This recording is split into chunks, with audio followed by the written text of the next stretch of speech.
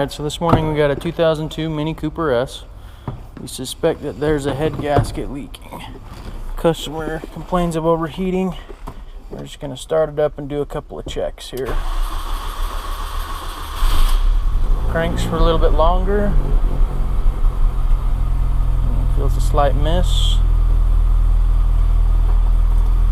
Let's go to the back end of the car here.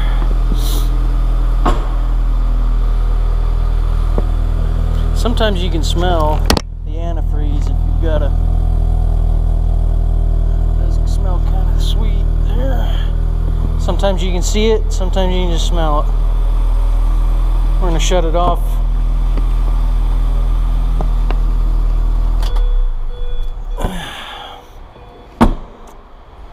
So this car's been sitting all night. What we're going to do here is we're just going to loosen the cap on the radiator bottle. We're going to listen to see if there's a pressure built up or not.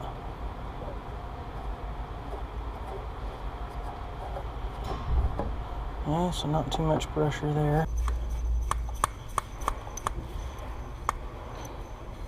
Normally runs about 13-14 psi. Now we're going to start the car again.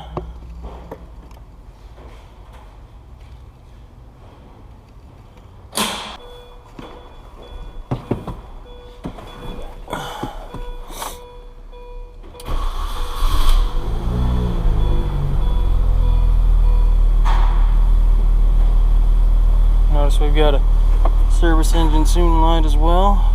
Treat fault codes for that. Pumped it up to right about 13.5, just letting it idle here for a minute. It's already increased in pressure. Normally, I mean, let it go. Yeah, just keeps climbing. So it's definitely pressurizing the cooling system. Yep. Got a blown head gasket. Yeah. Can you see it yet?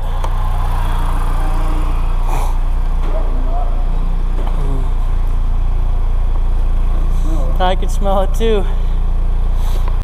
Okay, so we're going to take our DLC connector from the scan tool here. I'm just going to plug it in right underneath here.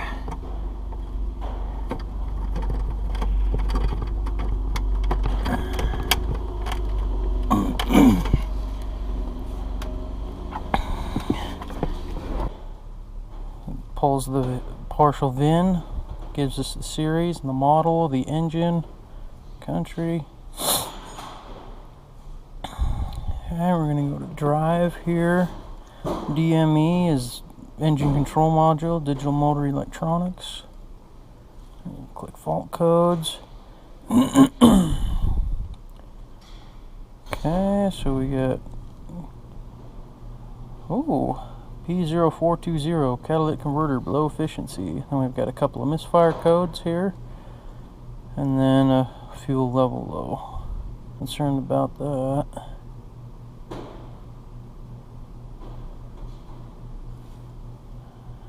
Next, tells you the engine speed, coolant temperature, intake air pressure. This is all when the last misfire occurred.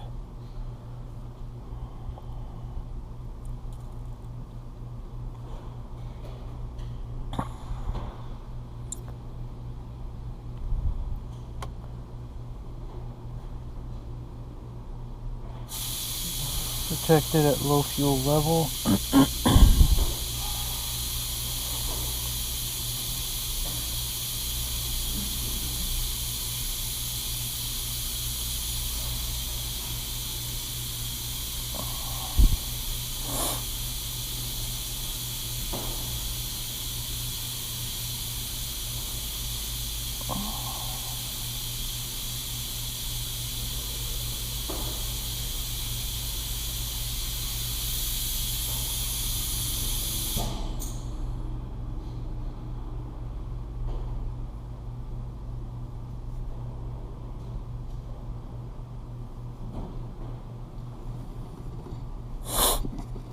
Okay, so we got the cylinder head off this Mini, and if you'll remember, we had several fault codes here. P0302 number 2 misfire, and P0301 number 1 misfire. I just wanted to show you here, just give you a close-up on what it looks like.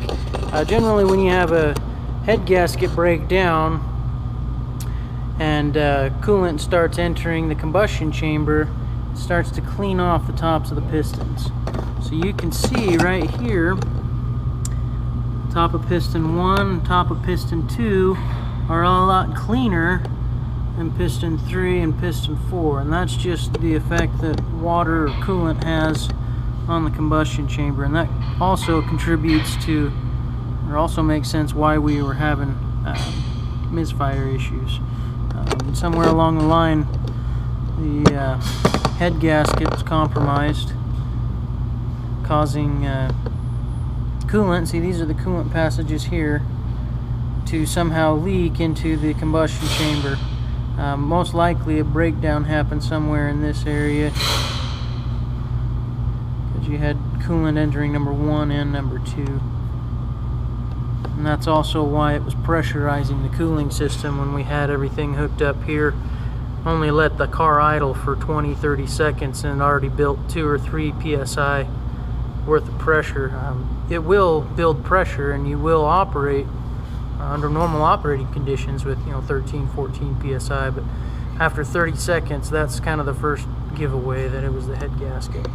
But anyway, I just wanted to show you that so you can kind of have a visual reference as to what it looks like and what coolant does inside the combustion chamber.